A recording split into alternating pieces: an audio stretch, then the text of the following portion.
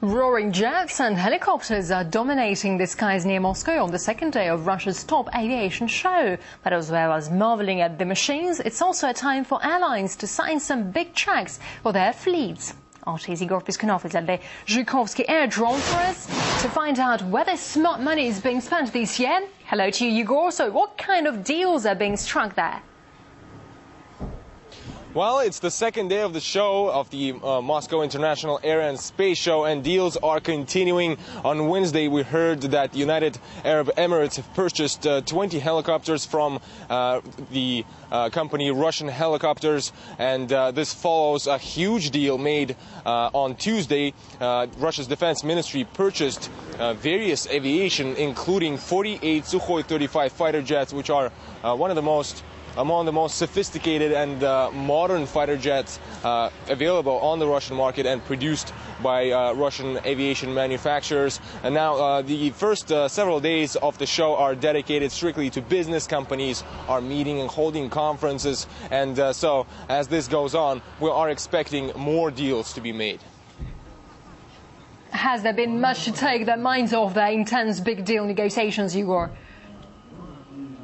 Well, as delegations negotiate at the tables, we see the products of their negotiations flying in the skies, roaming through the skies. We saw spectacular displays made both by planes and helicopters. We saw the latest model produced by the Sukhoi aircraft manufacturer, which is the Superjet 100. Many people call it the hope of Russian aviation because it's a modern commercial jet, mid-range, and it was built in cooperation with foreign partners as well.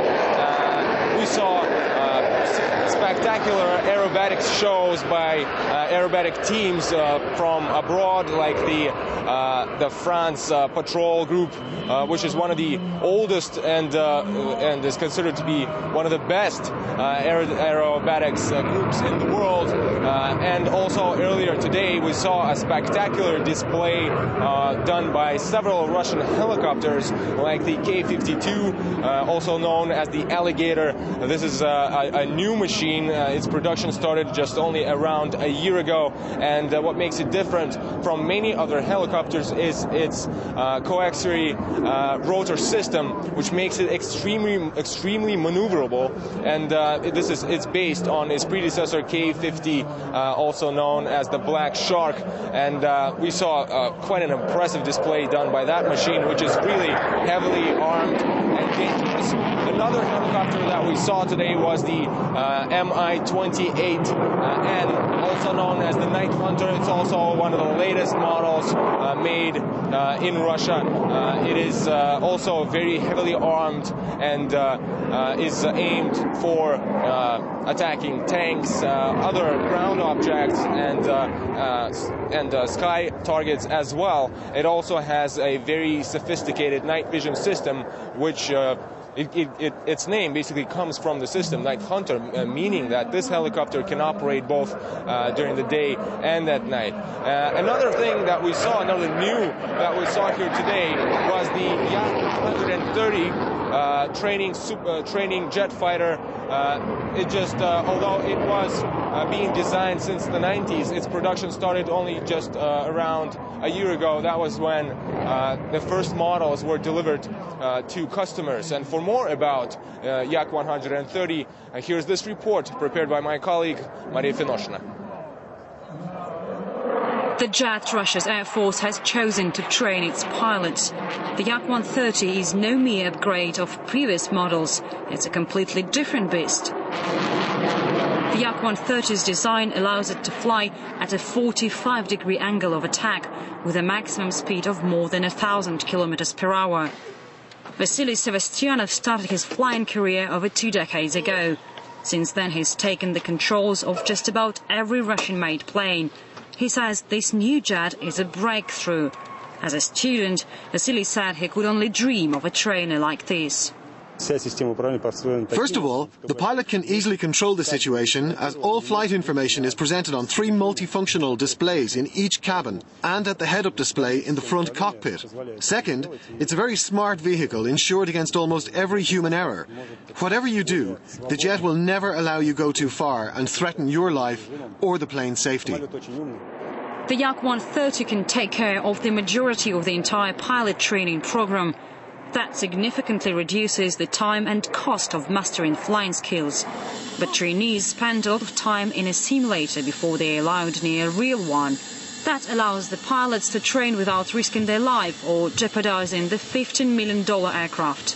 The Yak-130 is the only trainer jet capable of simulating all the 4th and even 5th generation fighters, as is the first Russian jet with all digital avionics. The pilot just selects a model he needs from the onboard system. It may look like a video game, but it's far from entertainment. The Yak-130 can easily be used as a combat jet with a maximum weaponry payload of 3 tons. The jet employs a wide range of Russian and Western-made armament to attack targets on the ground and low-speed targets in the air.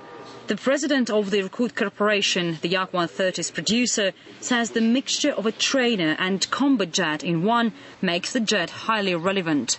The global market for this jet is 2,500 planes. The Russian market is estimated at 250 to 300 jets for our pilot schools. We have already 150 requests. 62 planes are assigned to the Russian Defense Ministry, and we've already signed 16 contracts with Algeria. The Yak-130 is currently undergoing state test flights. As soon as they're over, in a few months, the brand new Russian jet will take to the skies on its virgin flight as the country's official Air Force combat trainer.